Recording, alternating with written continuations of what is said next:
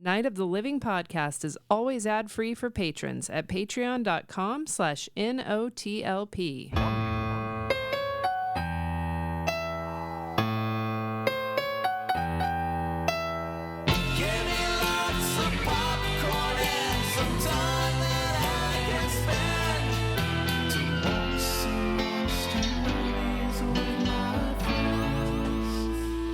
Badfingers, baby. Nicki Aquino picked this film that we're going to talk about when we get to the main attraction, Coraline. Mm-hmm. And again, we are aware of the allegations against Neil Gaiman. We believe women. Yep. And also, if you don't remember the hand in the movie, it's in the third reel, the second or third act. So it's there. So it counts. It does count. And anybody's like, well, that's not really an evil hand movie, but you know, it's a pretty important element in the movie. So, and it's our goddamn show too, so we can do what we want. That's right, absolutely. Fuck off with that. I doubt anybody's going to be really upset that it's not technically an evil hand movie. Yeah, I don't think anybody would. I don't remember who originally suggested Evil Hands. From now on, I'm going to start writing their names on the little slips when I put them in the hat. Because I forgot. If you were the one that suggested it, thank you. It was pretty fun. Where can you suggest themes? The best place is you can either do it on Discord. If you're a patron. If you're a patron. If you're not, then I would say in the Facebook email comments. Freddy. Or you could email me. Freddy at notlp.com. Yep. FREDDY. Yeah. And say, I have a theme idea. We have lots of themes, though, and we'll be picking a new one for December at the end of the show. Ooh, it's always so fun when we get to do it. You can always DM me on Discord. That's probably the best way to do it. If you are a Discord user, you don't have to even be on our server. You can DM me there. Freddy, NOTLP, I believe is my username. So there you go. Yep. We were just talking before the show about Freddy's, I don't know, obsession with strange but interesting YouTube videos. And you found one about Cincinnati, and you know we love that shit. Yeah, it's this German dude. I think he kind of sounds like a little like Werner Herzog, but also like Nandor from What We Do in the Shadows. So I pictured him as Nandor for these purposes because you never see him. He narrates it. He picks like a randomish city, and then he goes and studies the hell out of it and makes these video essays. But he made one about Cincinnati.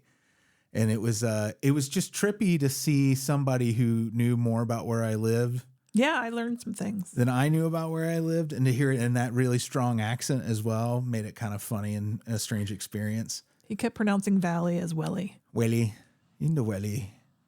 We're in a welly, a very compact city. He was complimentary to us, right? Yeah, I mean it's like a very even-handed video. He has a lot of nice things to say. It's like catnip to us. You're nice about Cincinnati. We love you. I'd die for this man. I was just gonna look and see. The name of the video is Why Cincinnati is one of the most unique cities in the U.S. And the YouTube user is Imperator with a U. So there you go. If you're curious, it's not a very long video. If you want to know, it's not for entertainment. Don't go at it thinking it's for entertainment. God damn it. How many views do we have? How many views? He has and how many subscribers does he have? 60,000 views of this particular video.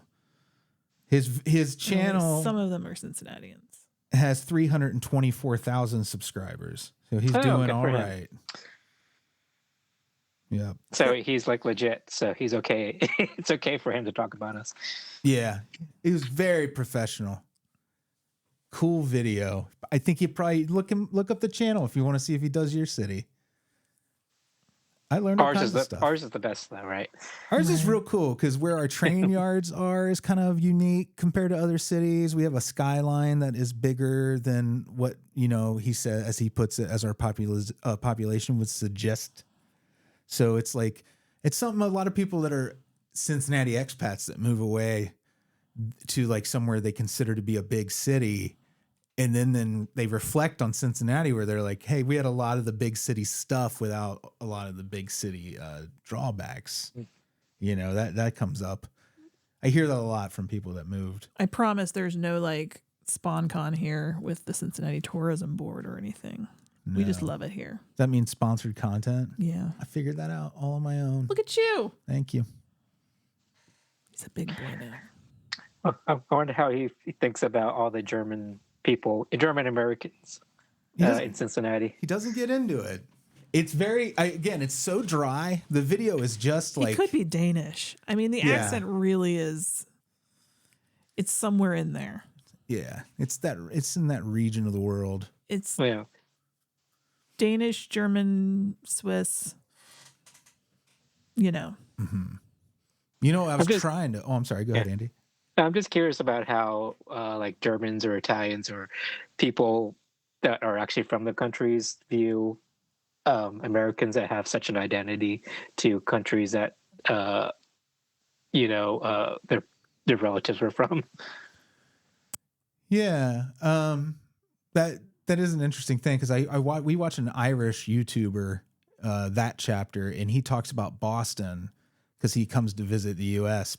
but he really loves Boston. But that's like a big Irish town, and it's just kind of funny how it's like a big deal. You could see like his eyes light up about it. You know what I mean? Right. Mike's eyes light up if you're not a fan of that chapter. He's real good. But you know how like there's so many Italian Americans that say, "Hey, we're from the old country," but I'm like, oh, "Are you?" You're like they're like they think they are. Yeah. Yeah. They never bother doing their homework. Yeah. Although we have a lot of like second and third generation Italian people in Cincinnati because of the Budno Price Hill area in our town was once like kind of like a little Italy.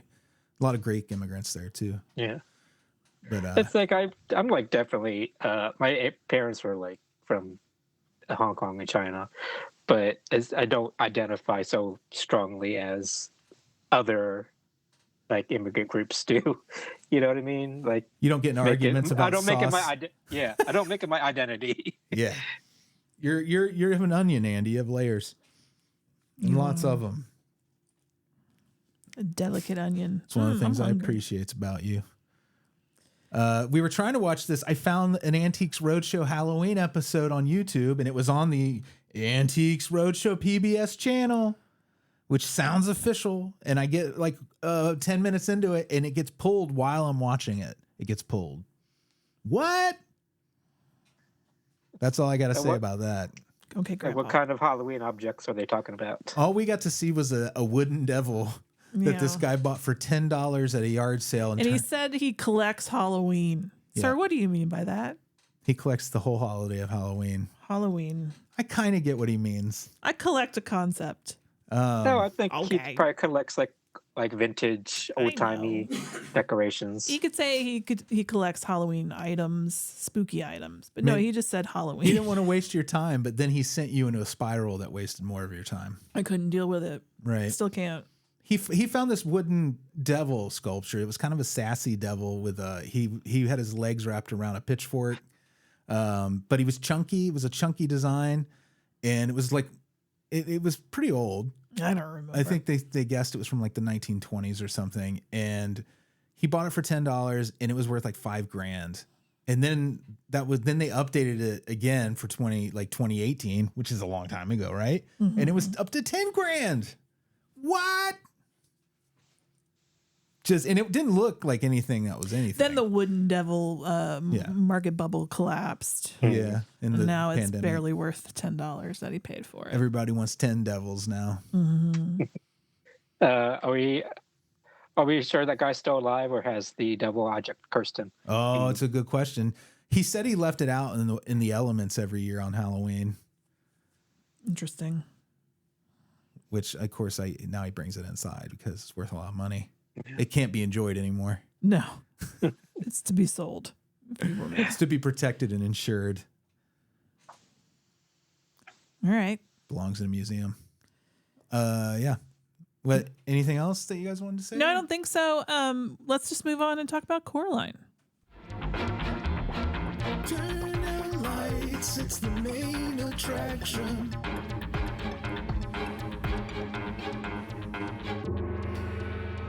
Andy pointed this out, and I'm pretty sure, I think we covered this movie maybe when it came out, and I meant to put down when it came out, but I forgot to note that. But Coraline, selected by Nicki Aquino. If you want a chance to pick a main attraction for us, just sign up for our mailing list at notlp.com. From Laika. I like their movies. Oh, boy. I wonder if you made that same joke back I bet I did. when we first did this. This is directed by Henry Selick, who did The Nightmare Before Christmas. This is his first feature he did since Monkey Bone. I didn't know he had that big of a break between those movies, but he did. Since Coraline, he directed something called Wendell and Wild for Netflix. Have you seen that, Andy? I know Amy hasn't seen it. No, I've never heard of it. It's another Laika movie. It's in the style, at least. So it's another stop motion movie? Yeah, it's definitely a stop motion. It looks really cool. It came out a couple of years ago. I think it just got buried. Yeah. Well, it does make sense that he takes big breaks between movies because it's such a laborious process. Definitely. It's the insane. patience needed for something like this is Well, the YouTube beyond me. Laika has a YouTube channel, and they have behind the scenes stuff there. It's amazing to watch. I watched them make one frame of the theater scene from the movie, and it was really intense. Like the lights are so intense, the little shell lights on the fake stage that the sisters perform on. He couldn't just lean over it and work on it because the lights would set his shirt on fire. Jeez. He had to tuck his shirt up under his chin and then lean over to make the adjustments. Like the level of shit these people put up with to make a movie like this is out of this world. Definitely, they must love it doing it. You'd have to. Mm-hmm. If it was me, there'd be so many Smash miniatures. Same. I would be losing my I'd be on patience fire. at some point. Kelley is in animation school, as a matter of fact. And when I was watching the video, I sent it to him earlier today. Like, I was thinking about you because of this, because I know he's in the tedium of it.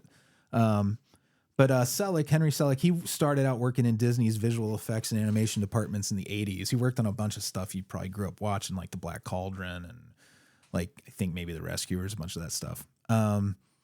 It's adapted from a book by Neil Gaiman. We kind of already addressed it. I don't think we're going to spend any time talking about him. More importantly, it was adapted by Selick for the movie and kind of focused on the hundreds of people that made the movie and not the guy who's under suspicion of some pretty awful stuff, right? Accused. The score is by a French composer named Bruno Coulais. I don't know if I pronounced his name right, but the score is real good. I love it. And it has music, like 4 other songs and one by They Might Be Giants, the other Father's song. That was really fun. Yeah. Yeah, I forgot about that from the first time. I dumped all of this movie out of my brain years ago. Yeah. So this is all fresh to me. The only thing I remembered was they had buttons for eyes. And it didn't feel like a weird choice to have They Might Be Giants come on just to do one song, too, because I think a lot of filmmakers would think you'd get them to do the whole soundtrack for something and then sell it, to their fans that way. But it's almost like a bit of trivia that it's them doing it. It's unmistakably them. Right. Really fun. The DP on this, Pete Kozacek, he worked on Starship Troopers doing the special effects and the visual effects they did. And Willow and Ghostbusters 2 and RoboCop 2. So that guy has like a really cool filmography even before he became a cinematographer. But he does really cool stuff all across the board. Special effects, 49 people, man. And then 96 in the art department. 118 in addition to them. All making little dolls come to life on big sets. So cool. The Pink Palace Apartments, just giant model of a Victorian house. I've noticed that Laika sets, I was like, why is this set in Ashland, Oregon? It's kind of an odd choice, but apparently Laika's in a suburb of Portland. Mm-hmm. So like they set a bunch of their stories in Oregon when they work on whatever. They're kind of building their own world building there, I think, with supernatural stuff. I love it. Oh, it's surprising that they're an American company. They just seem so European to me somehow. I thought they were an Asian company, Andy. This is I was like, I had no idea they were until I did, a little research on this. Knew a goddamn thing. You have a cast of 23, but really you're dealing with Coraline, her parents, her buddy, and the other versions of her parents on the other side. Dakota Fanning. Everybody knows who Dakota Fanning is. Needs no introduction. I'm sorry, who? One of the Fanning girls. Ah, yes. She has the line, "That's ridiculous. Mothers don't eat daughters." But tigers do, I've heard. Sometimes eat their young, right? I think they do. That's terrible. Then you have Mel, the mom. This is Terry Hatcher of Lois and Clark fame and Desperate Housewives. Soap dish fame. Soap dish.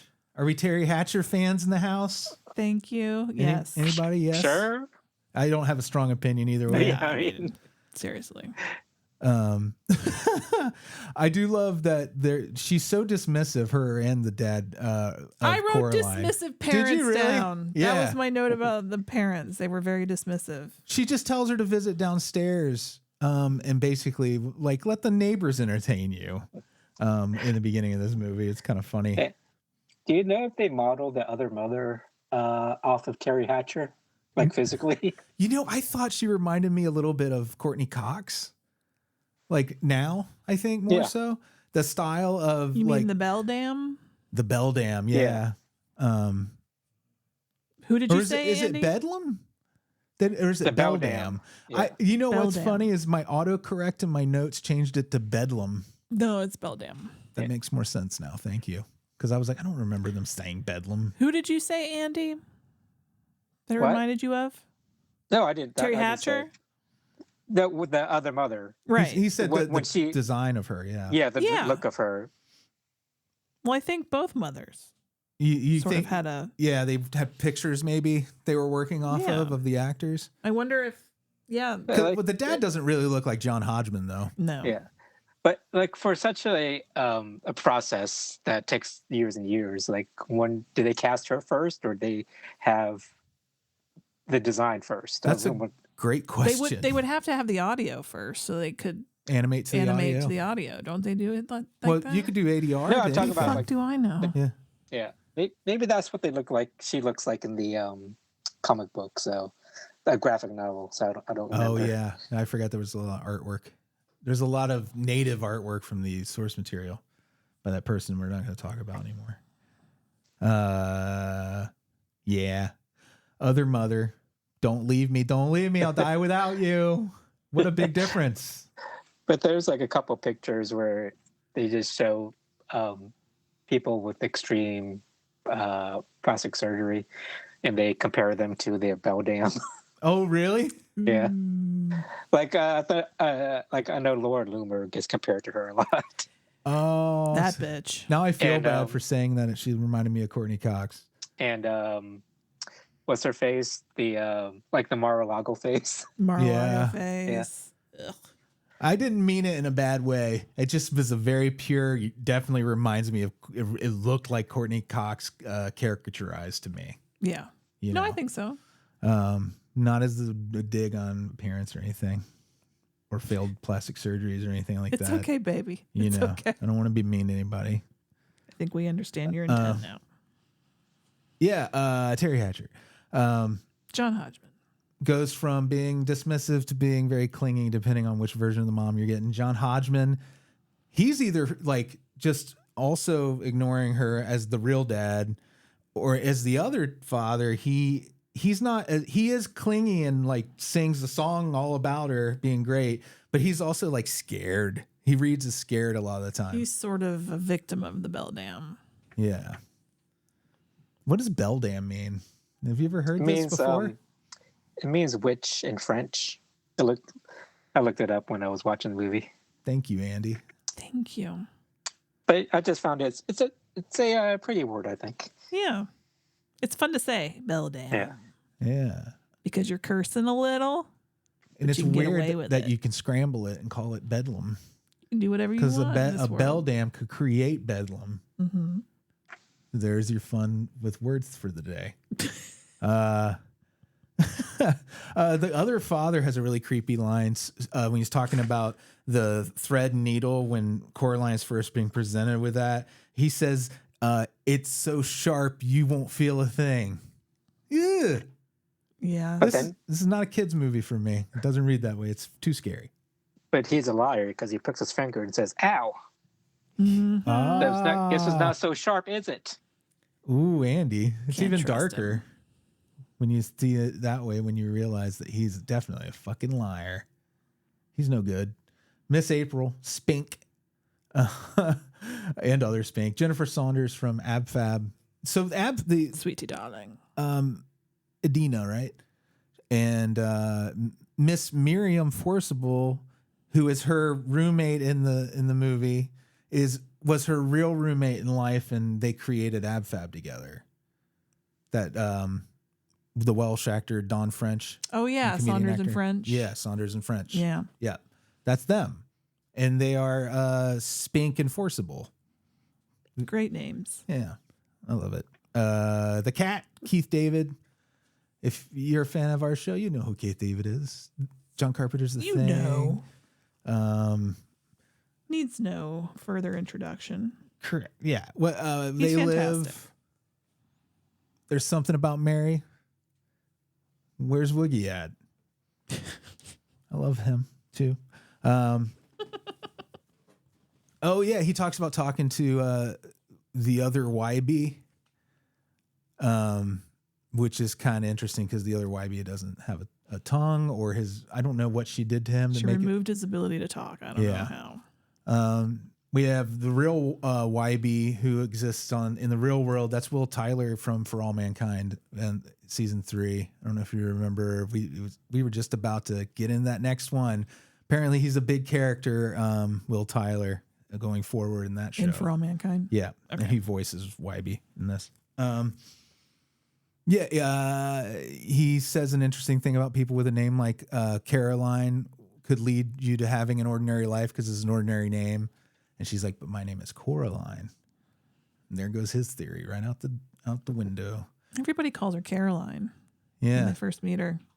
It's another way of dismissing her, Yeah, you know? because she's a kid.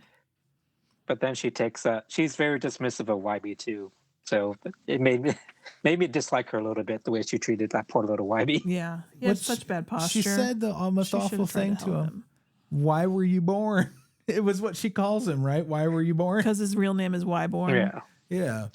It's like, look, Coraline, I know that your parents ignore you and dismissive of you, but it doesn't mean that you have to take it out on somebody else. Hey, Andy, hurt people, okay? Yeah. It's kind of a believable kid bullying thing too. That Yeah. like it makes her like if she was more sophisticated and kinder out of the gate, she'd probably be a little less interesting of a character. But she's kind of a shithead Yeah.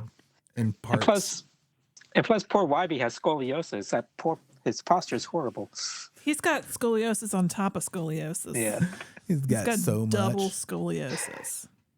Oh, then there's one last big character in the story, Mr. Sergei Alexander Bobinsky. Other Bobinsky as well, because he's on both sides of it. It's Ian McShane, who was Al Swearingen in Deadwood. He cussed a lot, remember? That was a great show. Yeah. We never finished it. That's another one we gotta go back and finish one of these days. He was Blackbeard in the Pirates of the Caribbean on Stranger Tides movie, too. Very good in that. A movie that I don't remember if the movie was good, I don't but I remember he was great. And he says the mice have asked him to give a message to Coraline at one point. This side He of talks the world. to the mice in the Yeah. real world. They warn her not to go through the door. Because the mice are magical creatures in this movie. Yeah, and sometimes they're rats. Ooh, But you gotta be careful. I feel bad for rats. Me too. I hate this rat erasure that Coraline has. Isn't it like it's like they've been shit on for so long because of the bubonic plague, but now they're like they don't think that they were as big a contributor maybe to the spread of that. I think people are trying to rewrite rat history because they're fucking cute. Yeah, They are cute. they are. Yeah. If mice are cute and rats are just bigger mice, then the rats should be twice as cute. The math tracks, Andy. I don't know. I don't know if that's this newfangled math they're talking about. Oh, we got 3 dead kids as well in the cast who I did not itemize but lump together as 3 child ghosts with no eyes. Oh, there's a cute reference to the movie Ghost where she says, "You're in terrible danger, girl." The little girl Ghost. Did you catch that? I was like, it's the Molly, you in danger, It's girl. like the Whoopi line. You think that is a ghost reference? I think it is. Yeah. It'd have to be, right? Yeah. Well, that's fun. Yeah. I mean, it's a ghost, for God's sake, saying it. I don't see how you Yeah. could split hairs on that one. And they chose the Black Ghost to say it too. So Was it the Black Ghost? I forgot. yeah, I think so. It should be, though. The film is so good. I did not come to this thinking it was no worse or better than last time. It still blew me away. It scared me. Gave me chills. Yeah, like I think I appreciate it more this time around because I think at first you're so caught up in the visuals that the story really doesn't matter. But it really does have a really good story too. It does. It's really, as a kid, if I had this story around as a kid, I would be obsessed with it because it's so Right. dark and it feels so dangerous. It's like a PG, but it feels almost like it's pushing it at PG just thematically with how dark it is. It's like a lot for a kid to reckon with. Well, I think like they infer a lot of things. They don't show a lot of the implied violence and stuff like that. So I think that's what keeps it good for every age group. Yeah, I mean, like as we're Gen X, right? So like my personal caliber. I'm a cusp.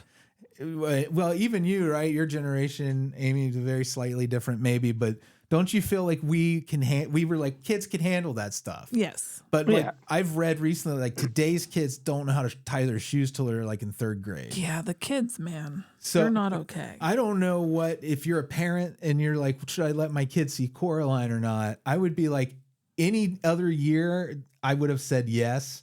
But I'm getting to the point now where I'm like, that really depends on your kid, right? Because this could be probably pretty intense for the wrong kid. Fucking send them off a spiral. They'd be terrified of every door in the house. Well, I think for us Gen X kids, we were kind of feral children and we watched things on our own. Yeah, So I think we have a higher tolerance for things. definitely. Yeah, I was a latchkey kid. Nobody could tell me what not to watch. The tone of this reminded me of Time Bandits. And you saw Time Bandits, right? With the little people who travel through time with the little boy. It's a Terry Gilliam movie, but it has this really dark end that people were shocked and traumatized by and shocked about. You know, spoiler alert about Time Bandits, but the parents in the end of the movie basically get killed by the bad guy. And that's how the movie ends. And Damn. it's fucking, yeah, it's hardcore, but it's also this kind of adventure film where you're just like, you're along for the ride and it gets a little scarier and then it goes real dark right at the end. Yeah. And then it ends. It's done. Yeah, the 80s were all about kids in danger. Yeah. There's some awesome visual stuff in this, like a Van Gogh reference. I mean, the whole thing is just fucking, you're seeing Gorgeous. something that is in a building somewhere that people made by hand. It's utterly gorgeous. It's not CG or any of that. It's like, so if I mean, I'm sure you know that watching the movie, but if for some reason that escaped you and you go back and watch it again, because it's amazing what they achieved. Well, it's like I don't even think about the time and effort put into it. I'm just wrapped up in the visuals. And some people I've heard like saying, "What's the point of stop motion? Like, why do you need to do that?" Well, it's because for me, there's something that animated movies can't convey in terms of like depth and dimension and texture. It just makes it feel more real. Not even though it's not obvious, not real, but it just makes it more, less flat and Yeah. you know what I mean? And more to that point, even like the fact that it's handmade, they have to improvise sometimes and do things that like a computer might have solved that problem for them. And been like, this is the easiest solution is to keep going this route with these angles and these shapes, whatever. But like I was saying, that guy's hand moving each piece. Like he might have to make a decision that changes what the final product's going to look like on the fly, as much as it's like a precise thing. You know what I mean? Like there might be something that they have to troubleshoot with a clay model that they'll never have to consider with a computer version of that same model. And I think that those little things make it more interesting. Yeah, just like I love the movement. Yeah. And with stop motion stuff. So cool. It's magical to me. It still is. Amy, you've been quiet. Because I don't like this movie as much as you guys do. That's okay. I'm not big on fairy tales and things like that and whimsy. Yeah. Too much whimsy. Too much. But I can recognize how gorgeous this movie is. It just doesn't transport me the same way. Yeah. Plus, I had laundry to do when I was watching it. Mm. But I feel like I felt this way the first time I saw it. So doesn't is do it much for me? Is it the story itself that doesn't do anything for you, or what? Yeah, it's just kind of. I don't know. When you were a kid, did you like that sort of inside. story? Were you into like Alice in Wonderland when you were little? No, Did you actively dislike it, or something you never really read it? I or never watched really it? engaged much with it. Oh, okay. Because I feel like that's kind of key. That's like Right. foundational to Yeah. whether or not you're going to like that sort of thing growing up. It's okay not to like things. Like I can understand why this doesn't enrapture certain as some people, because the story itself is not that I don't know, in depth, and it's very simple to me. Yeah, They were Yeah. able to easily turn it into a video game. Yeah. Like because you have game elements. You have the kid's eyes she's got to collect. She has the adder stone, I guess they call that, right, with the hole in the middle, It's also like a hagstone or hagstone. or a fairy stone, I think, too. It's an Englishy witchy thing, and that kind of felt like a game thing. Yeah, know? and to me, like maybe it kind of wrapped up a little too easily. I think it was too easy to defeat the other mother. I think a that's little what bit for keeps me. it PG. Mm, Yeah, Yeah. honestly, I think like the fact that you can show her in so much peril, but then there's a line where they're Yeah. like, well, we've got to cut the peril down. Maybe she kills her real easy at the Yeah. end. But I Right. felt kind of like the third act was kind of rushed compared to the first two acts. There was so much build up. I get that. And also the parents, I can understand why Coraline wants to would consider going to the other world. Oh yeah, She's bored out of her mind to begin with. It's like I want to give the parents grace. They just moved, the and it's very important gardening catalog to Yeah. put together. it's a stressful situation, so they can't really give Coraline the attention that she needs. But come on, guys. You got to give her some attention. Yeah. She's still your child. You little shit. It did feel cold, didn't it? Because I think Yeah. that's kind of part of what's so effective too about it is you feel bad for Coraline, even as an adult who has all these responsibilities and stuff, like where you should, in any other scenario, you'd be like, of course I'm on the side of these working people that are trying to do their job. Yeah. But you still feel, even I think as an adult, you're like, why won't you just give her a minute of your time? Right. And also, I feel like the parents' redemption was not really. They didn't show Coraline that she was wanted, or like I had a reason to stay with them. Do you think that's the They just- English in the writing? Because Gaiman is English or Scottish, right? I don't know. But I feel like that's the style of like American parents are. I think we're more like soft and sweet and No, but attentive. Just when like she defeats the other mother and gets back to her world, the parents are a little more affectionate and caring. But it's not like they displayed a lot more enough to make her want to stay. Right. They love bomb her though. I would want to stay. it's like here's some gloves. I love you. I don't have much else to say about this one. I do have a few things to say. Yeah. Mr. Babinski, Yeah. he's grotesque as a character. No, that's He's a what I kind of dirty like about shirt. this. Yeah. Even the sisters are grotesque in certain ways. Yeah. I like that play between like whimsy and grotesque. Yeah. Like his dirty wife beater, I know we're not supposed to call it that anymore. I can't think of what, like just tank top. Tank top. Ribbed tank top. The wuss puss. She called the cat a wuss puss. Thought that was She was so mean.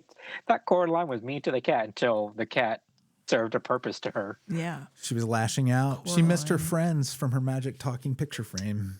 And it just feels like her how she approaches love and affection is very transactional. Oh, that's a big thing to put on a child. But I think you're right. This kid needs I therapy. think you're right. It's like, Coraline, what do you bring to the table? Huh? Huh?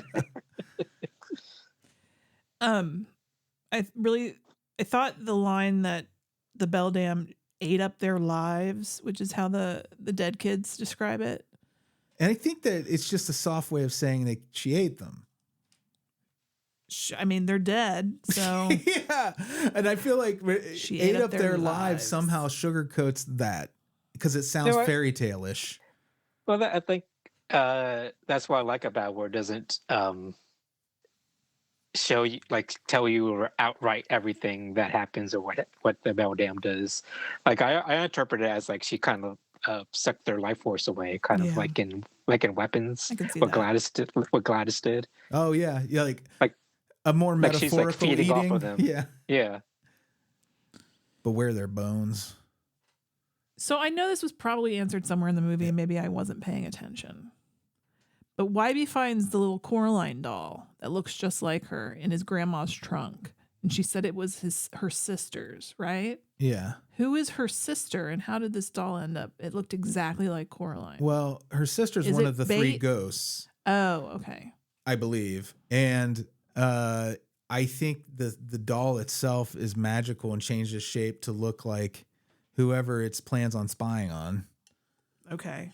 I think that's the way I read that, but I don't know if that's what was intended by the filmmakers. The little dolls that made the picture move. Yeah, there are some things you don't really need explaining. You're For me, right. at least, You're you know. right. Yeah. You make a good point. And I'll just stop worrying about it. Like, I'm going to stop worrying about Wybie's posture. Poor Wybie. You know. He must honestly be in a lot of pain. Same thing with the dad too. Like, he was the men in this movie. They're very hunched over. Mhm. Yeah. They all look like they've been beaten down by life, even the child. And maybe it was a prophetic thing because they say young men are in crisis right now, and maybe they knew when they were making it, or it could be everyone who worked on the movie was like in that same posture because they had to be over those models, and they just want to be represented on screen because all their backs are broken from having to bend over giant wooden models and little clay dolls. See, representation matters. Yep. Okay. We need bad posture representation. I kind of want to go back and watch Monkey Bone again now that I'm fresh on this. No, I don't. What is the plot of that movie? I don't remember it at all. It's Brendan Fraser. If I remember right, he's in a coma, and when he's in a coma, he's in this crazy world where everything is like Henry Selick-esque. It looks like a Tim Burton nightmare kind of world. And if I remember right, Chris Kattan is in it. So, like, Brendan Fraser's still like a human in this cartoon world. Yeah, kind of like MC Scat Cat. it's kind of like a Beetlejuice, more like Beetlejuice. Oh, okay. It's like a shitty Beetlejuice, the shitty Beetlejuice. Oh, the shitty Beatles. But I feel like maybe with age, maybe it's more fun now. I saw it in the theater and I was like kind of mortified at how bad it was at the time. I was like, I can't You believe were embarrassed for them? I spent $6 to see this. Embarrassed for yourself now. Yeah. Remember when movies were $6? Mm-hmm. Do you remember? So, Do you guys think you guys would have? Were there moments in your childhood that made you want to go to the other world Oh, hell and yeah. have the other mother be your mother? Oh, hell yeah. I think we all have tried to Yeah. run away before, right? I ran away twice I ran away when I was real little. to JCPenney. I ran away to JCPenney that one time. I ran away to Children's Palace in my underwear when I was like 4, maybe 5. And then yeah. You were shirtless. Yeah. Just to, I was I was in some little kid briefs and I went up there. It was the most white trash thing you can imagine. I escaped out a window and climbed out and went and walked all the way up to where, if Andy, you know where Children's Palace was in relation to where I am But- now.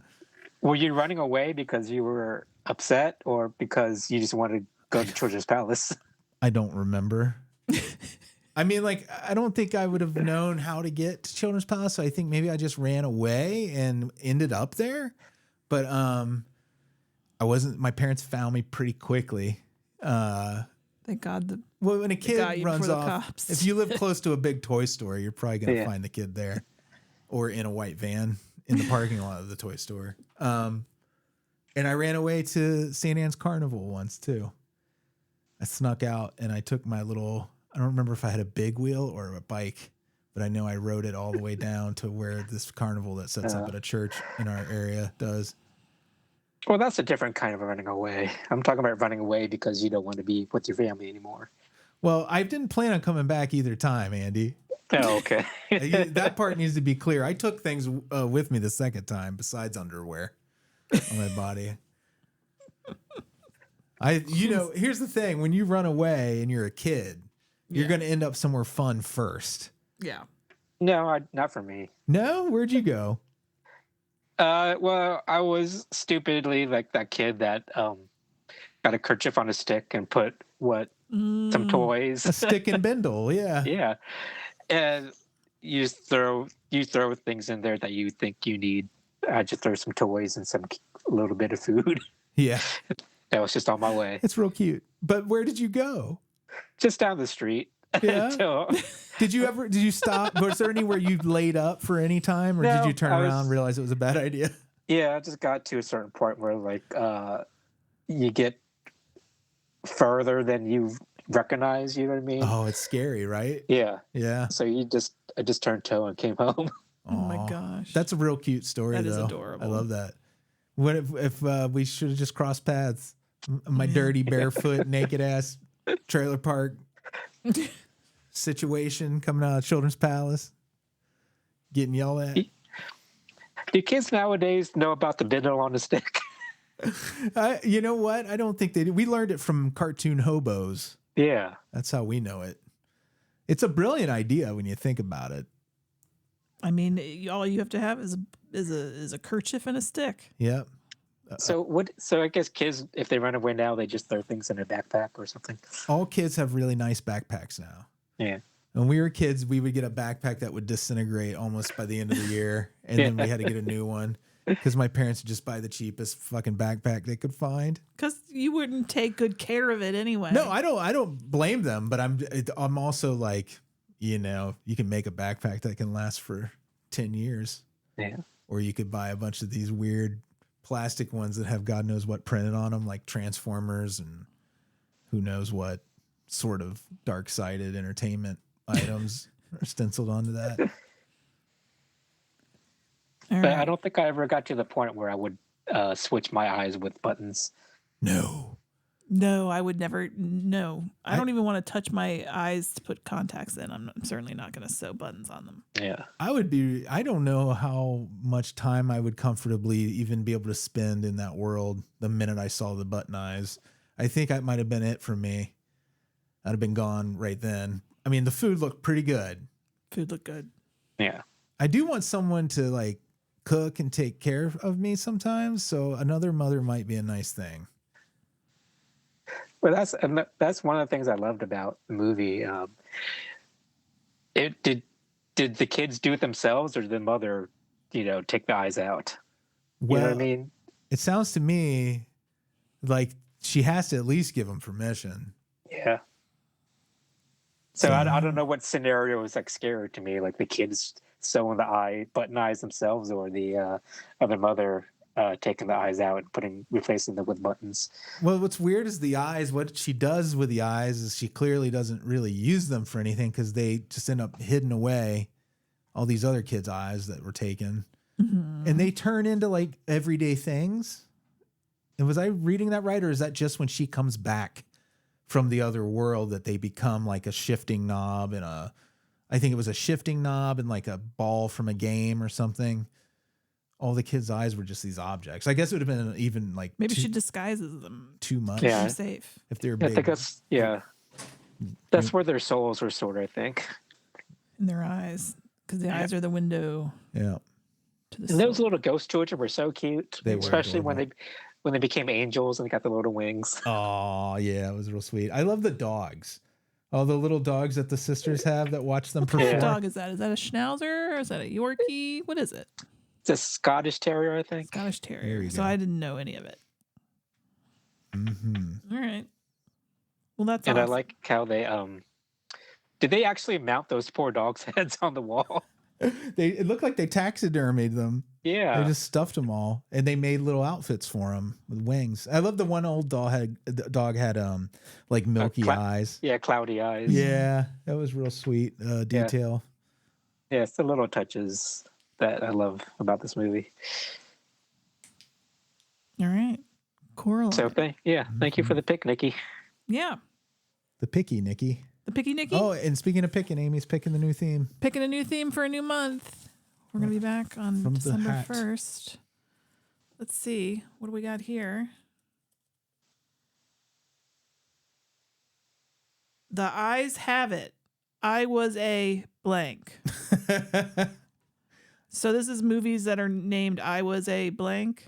Like I was a teenage werewolf. Yeah, I think so. That's the intention there. Andy, you didn't put that in there? I don't remember. You look perplexed. I was thought maybe you, It looks no. like your handwriting, babe. It's Oh, me. does Oh, it? okay. Yeah, okay. All right. There you go. I think the intention was I was a teenage so and so, but I think the original suggestion was I was a teenage something, and Hopefully we I have enough. thought that was too choices. specific, so I said I was a blank made more sense. Because You then are a blank. you let me don't tell have ya. to be a teenage blank if you're just doing I was a blank. Okay. So the title has to be I was a something or other. I feel like our homework is going to be hard. Yeah. We've got our work cut out for us, but that's okay. We can handle it. All right. Very cool. You ready to move on? Yes, ma'am. Well, then we're going to do it. All right. So what have we been watching lately? Freddie Morris. Tell us. My most recent thing, I watched If These Walls Could Sing. It's a documentary about Abbey Road, which was previously the EMI building in London where the Beatles recorded a bunch of their albums, and Oasis and Goldfinger's theme, and the Raiders of the Lost Ark music was recorded there. It's real cool. It's Paul McCartney's daughter made it. So her subjects are real comfortable talking to her because she grew up in that environment. She interviews Elton John and a bunch of people. The funny thing is, it's not a new documentary, but the last act where they show what's bringing Abbey Road into the new era, it was Kanye West and John Legend performing a show there. Oh, dear. And I was like, oh, it's a shame that you ended your documentary with this like being the look to the future, but it's pretty cool. Otherwise, it's cool. Well, how could they know? Right. I don't know at what point. When was this made? A couple of years ago minimum. And it's on Disney Plus if you want to check it out. It came out, it was one of those that came out, I think, in the wake of Get Back, the big documentary Peter Jackson released. There was also other documentaries that kind of rode that wave that kind of focus on other parts of the story. And this is one of those. It's mainly about the building and the history and all the great works of art that went there. Great John Williams interview. If you're a music person, if you like movie scores or just pop music, rock music, it's really a educational, rewarding watch until they blow it at the end. So when you say his daughter made it, is it Stella McCartney? The daughter that made it, I'll find out for you. Maybe he's got another one. I don't know anything about Paul McCartney. It was Mary McCartney. Oh, okay. Mary I didn't- McCartney. And it came out in 2022. If These Walls Could Sing. That's all I have to say about it. Walls can't sing. But if these do, That much I can tell you. these do. I'd be like, shut up, Walls. I'm trying to go to bed. Walls already. Fucking walls. Enough. All right. Singing walls. Well, thank you, Freddy. I know you watched other things. Why did you choose this thing to talk about? I don't know what other things I watched. It's because it's the only thing he could remember. Yeah. I'm Did you watch it today? Is that why? I watched it today. That'll do it. And I looked through, like, honestly, though, I didn't You've watched really, a bunch of things. like, only stuff you put on. I know that I fall asleep during. But then I don't really pay attention once you fall asleep. All right. Unless they're real good. What about Deathstalker? Oh, I thought you were going to talk about Deathstalker. No, I didn't watch Deathstalker. I watched the new Deathstalker, which, if you grew up watching 80s sword and sorcery movies, I really recommend. It's real silly. It's a lot of rubber puppets and old school special effects techniques. It's the people that did Psycho Gorman made it, and it's real fun. And Patton Oswalt voices this character that's acted by a little person who is like this wizard character. So if you're looking for some star power, you got Patton Oswalt there, and the guy who plays Deathstalker is this dude who's real big in the stunt community. He worked on all the big action movies, but he's got a lot of charisma. Decent leading guy. He's older. He's not what you would expect. If this movie were made by a big studio, they probably would have cast a young guy, but it's clearly got that indie vibe. They wanted somebody who was big and strong, could do stunts. Sword fight, and they did all that, and it's real crazy fun. All right. Some people are going to hate it, though. Yeah. It's easily a hateable movie, I too. saw a little bit of it. I can see Yeah. why you would. Yeah, if you're But not... I think it has charm. Yeah, you have to really love, like, Masters of the Universe, that Dolph Lundgren movie. If you're, like, Golan Globus and Canon fantasy films, which we did a whole month on Canon, like, it's that. It's that style. Not updated. Right. Well, thank you. Bet. Yes. Bet. Are you a teenager now? 6, 7, I don't know. Oh my God. You Bet. tried. I'll just say bet. I'll stick with bet. All right. Well, I'm going to go next. God damn it. I thought when you said that, I was like, Bette Midler? Bet Midler That's how old I am. from a biscuit. We used to say that in school and laugh because we made our little song parody of From a Distance, but as far as we got was From a Biscuit. Oh my God. And the rest of it was a bunch of That's jibber ridiculous. jabber about breakfast. You guys are no Weird Owls. No, we are not. Wow. I don't know if that was me and Kelley. That might have been me and Kelley in like high school or something. Oh my Lord. So what have I been watching? Well, lots of things I've started and fallen asleep during. It's been real bad this particular week. I'm not even caught up on my housewives, you guys. Real Housewives of Salt Lake City have yelled at each other for a whole episode that I haven't even seen yet. You were awake through all of Dr. X, weren't you? No. Oh. Dr. Xavier? Dr. Xavier. That's what I wanted my movie to be, Dr. X. But I fell asleep. And then I wanted it to be... I finished that. That was fun. You should watch the whole thing. I want to watch the whole Yeah. thing. And then I wanted it to be Blood and Black Lace, but I fell asleep during that. I fell asleep during that too. So what it's going to be, and what I fully watched this week, was the Rifftrax of Samurai Cop. Again, For probably the third time. it's one of the funniest It's ones. a comfort watch. It's so good. Have you It's seen it, Andy? Samurai Cop? Yeah. Or the Rifftrax one? The riff tracks of it, Either or the or. I don't movie. think so. You seen the movie though? Yeah. The movie's atrocious. It's so bad. Like it's made by grown men who have the mental capacity of 12-year-old boys. But they're having so much fun. It is really fun. What I love about Samurai Cop, okay, like what's the story? I don't even really know. There's the Katana gang, and then the cops are after him. And Robert Zadar, it's about two white samurais. Yeah. It's ridiculous. And the cops are after the Katana gang. That's all you need to know. But what's my favorite part of the movie is where the main actor, whomever that is, I don't know, he clearly cut his hair and they had to come back and reshoot. So what they chose to do is put him in this long, luxurious lady wig with these beautiful bangs, trying to approximate his real hair, which was just long dude hair. But what they put on him... Matthew Caritas. What they put on him is so wrong. But the wig and the hair will change mid-scene. And so it's just so very clear. The lighting will change mid-scene. They don't really care, okay? They're here to do some fighting.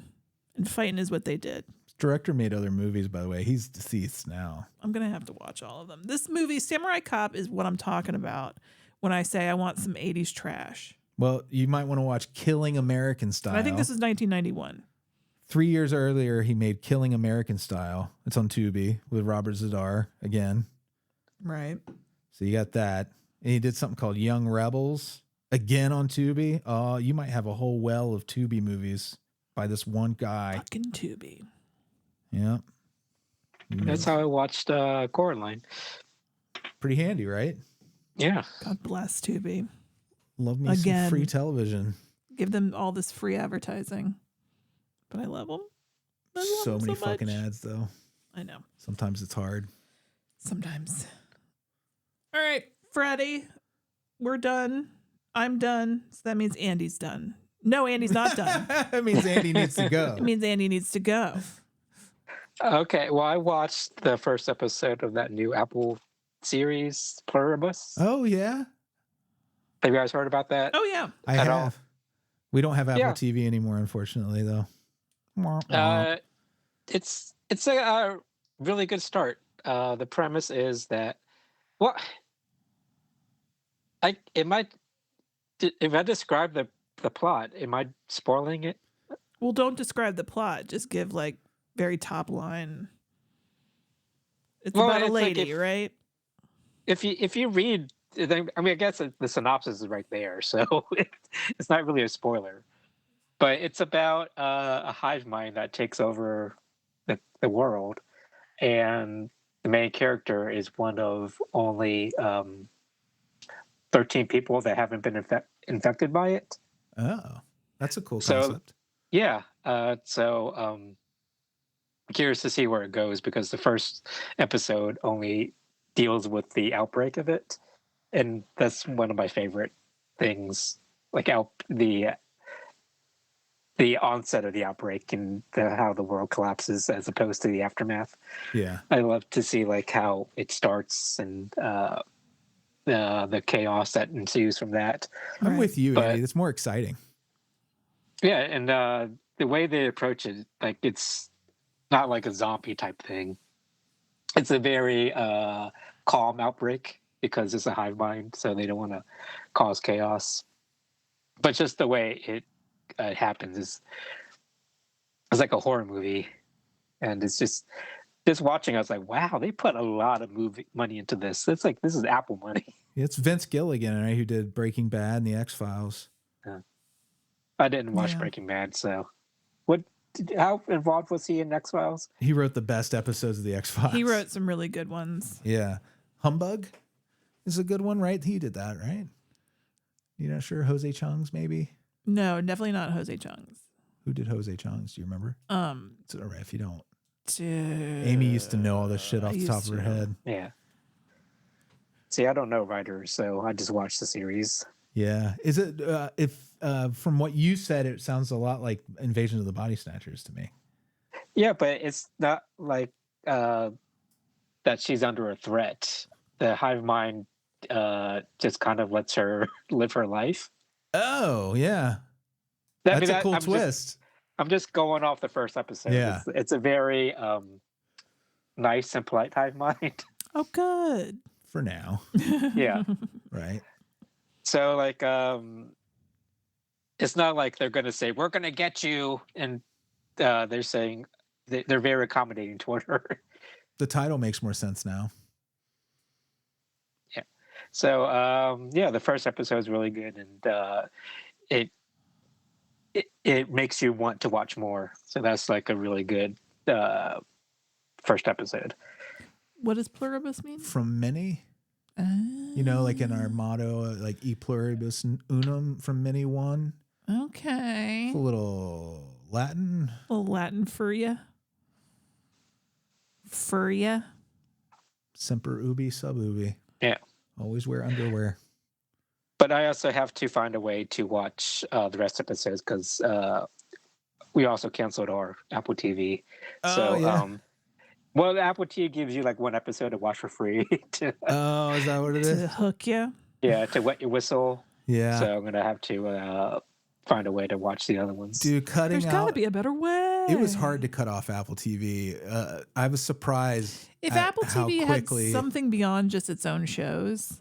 Yeah, it does. it It has was, movies and stuff now. it was the easiest for me to cut off because they don't have the big catalog as Right. the other streaming services. Right. Yeah. What they do have, though, there's some real winners in there. We already talked about From All Mankind. For all mankind. What did I say? From? Mm-hmm. Isn't that funny? It's hilarious. For All Mankind. From them From them. to them. I don't care. Yeah. Hey, man, whatever. As long as you're they show into. up. Yeah. And I don't think I can name an Apple TV movie. I know that that's not really their focus. Well, But- they've actually started buying things that they don't make. Oh, That okay. one movie that you watched about the gorge. The Gorge is Oh, one. that was awful. Their Greyhound with Tom Hanks was a pretty good one. World War II movie. Is that what he exclusively makes now? That and space stuff. Yeah. And anything Robert Zemeckis asked him to do. He got Greatest Generation pilled. Yeah. All right. Well, thank you, Andy. Anything else to say about Pluribus? Yeah, it's a good show so far. All right. We'll have to go to someone's house that has Apple TV Remember when you used to have to find a friend with cable back in to the watch day. things? To watch MTV? MTV, Mm-hmm. Disney Channel. I was always excited. My cousin had Disney Channel, and I was like, "What? What is this?" Magical Realm. Back then, Disney Channel was weird, though. It didn't have what you think. It was before all the kid comedies, so it was a lot of animation. Right. So it was like classic shit. Okay. Mainline that shit. Okay. You look Mainline it. mad at me. Right now. Mainline it. All right. At the end of every show, we always say hi to our Beelzebubs. Remember, patreon.com/NOTLP. If you want to support the show with your money, that's very cool. There's extra content over there. We just recorded an episode of Topicana where we talked about Thanksgiving and shit. And it's about to be Thanksgiving. And guess what we're thankful for? You listening. God damn it. Yes, patreon.com/NOTLP. Beelzebubs are Matt, Branan and Emily, Dr. Brian, Old Dirty Billsterd, Bill Fahrner, Blayne Yogurt, Jordache Jeans, Monica, Ernest, Dave, Paul, and Shayna Bobena. Cassie has a new puppy. And Cassie has a new puppy. Right. So happy Thanksgiving, everybody. Have a great holiday. Thank you. Thank you so much. Gobble, gobble. Gobble All till right, you bye, wobble. everybody. Bye.